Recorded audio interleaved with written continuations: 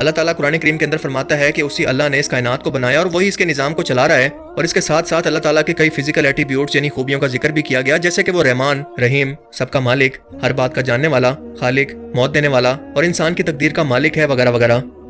قرآن و حدیث میں کہیں بھی اللہ تعالیٰ کے فزیکل وجود کا کہیں پر کوئی ذکر موجود نہیں ہے، بس اتنا بتایا گیا ہے کہ وہ اپنے عرش پر موجود ہے، لیکن یہ عرش کیسا ہے اس کے بارے میں بھی کچھ موجود نہیں۔ اور اس کی وجہ یہ سمجھ میں آتی ہے کہ انسان کیونکہ پیدا ہونے سے لے کر مرنے تک کریشن کا ایک پروسیس دے کر بڑا ہوتا ہے، اسی لیے اس کے دماغ کے لیے سمجھنا مشکل ہے کہ ایک ذات ایسی بھی ہے جو کہ کبھی پیدا نہیں ہوئی اور نہ کبھی اسے موت آنی ہے، نہ اس کی کوئی اولاد ہے، نہ اس کا کوئی جنس، اور نہ ہی اس پر وقت کا کوئی اثر ہوتا ہے۔ اسی لیے حدیث مبارکہ کے اندر اس بارے میں سوچنے سے بھی منع کیا گیا ہے، کیونکہ شیطان انسانوں کو اس ایک سوال سے ورگلاتا ہے کہ اگر ہر چیز کو اللہ نے پیدا کیا تو اللہ کو کس نے پیدا کیا۔ اسی لیے اس وقت اللہ سے پناہ مانگنی چاہیے شیطان کے شر سے۔ اور دوسری بات، اگر یہ مان لیا جائے کہ اللہ کی ذات پیدا ہوئی ہے تو سوال کھڑا ہو جائے گا کہ جس نے اللہ کو پیدا کیا اس کو کس نے پیدا کیا، اور اللہ کے پیدا کرنے والے کے پیدا کرنے والے کو کس نے پیدا کیا۔ یہ سلسلہ کبھی رکے گا ہی نہیں تب تک جب تک ہم اس بات کو تسلیم نہ کر لیں کہ ایک ذات ایسی بھی ہے جس کو نہ کبھی کسی نے پیدا کیا اور نہ اس کو موت آنی ہے، اور یہی تو اسلام میں اللہ کا تصور ہے۔ اب ذرا اسی تصور کو سائنس سے ثابت کرنے کی کوشش کرتے ہیں۔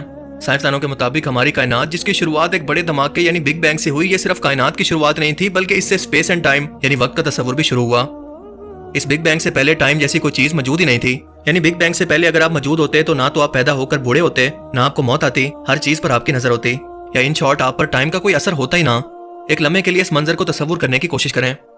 مجھے پتہ ہے آپ کے دماغ کے لیے یہ سوچنا بالکل ناممکن ہو گیا ہوگا، وہ کام نہیں کر رہا ہوگا، اس لیے کیونکہ آپ نے پوری عمر کیونکہ وقت کا مشاہدہ کیا، اور اگر اچانک سے آپ سے یہ کہا جائے کہ وقت کا تصور موجود ہی نہیں ہے تو آپ کا دماغ بلینک ہو جائے گا، رسپونڈ نہیں کرے گا۔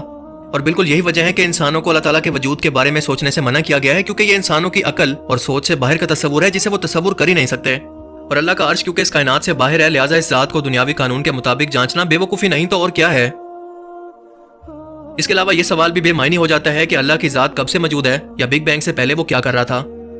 اللہ کی ذات اس بات پر پابند نہیں ہے کہ انسانوں کو جواب دے سکے کہ وہ اس سے پہلے یا بعد میں کیا کر رہا تھا یا کیا کر رہا ہے۔ یہ اس کی ڈیوٹی نہیں ہے بلکہ انسانوں کی ذمہ داری ہے ایسا کرنے کی، کیونکہ مخلوق کا خالق کسی کو جواب دے نہیں ہوتا۔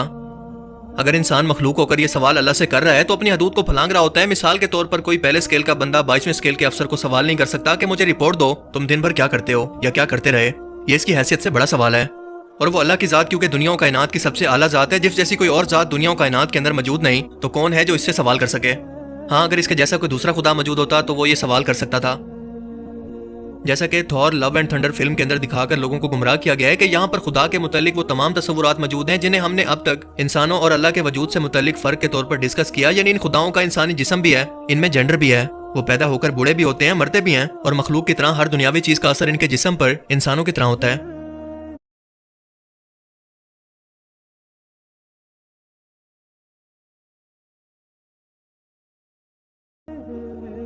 آج اگر کاسمولوجسٹ سے یہ سوال کیا جائے کہ اس بگ بینگ سے پہلے کیا تھا تو جانتے ہیں ان کا جواب کیا ہوتا ہے؟ We have no idea، ہمیں کچھ نہیں پتا۔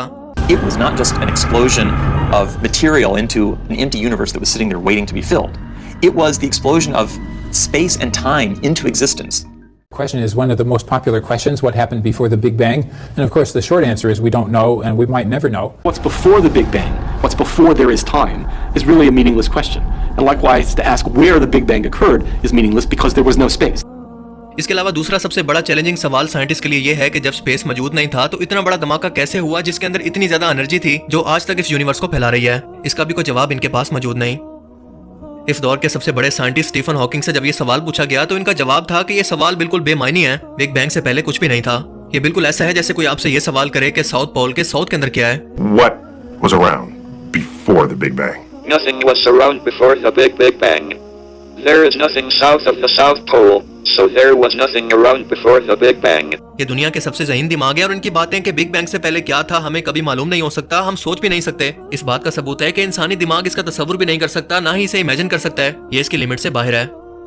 اسی لیے قرآن کریم کے اندر اللہ تعالیٰ نے آسان ترین الفاظ کے اندر ان تمام سوالوں کے جواب اس طرح سے دیے کہ اس کے مثال کی جیسی کوئی چیز بھی دنیا و کائنات کے اندر موجود نہیں، یعنی لاجیکلی طور پر جس ذات کی ہم مثال ہی نہ دے سکیں کہ اس کا چہرہ بالکل ایسا ہے، اس کی جسامت ایسی ہے، وغیرہ وغیرہ۔ تو جس ذات کی مثال کی کوئی چیز دنیا و کائنات میں موجود نہ ہو تو اس کے بارے میں سوچنا بھی بھلا کیسے ممکن ہے؟ بس اتنا بتایا گیا ہے کہ اس کی مثال ایک نور کے جیسی ہے جو کہ کسی قندیل یعنی چراغ کے اندر روشنی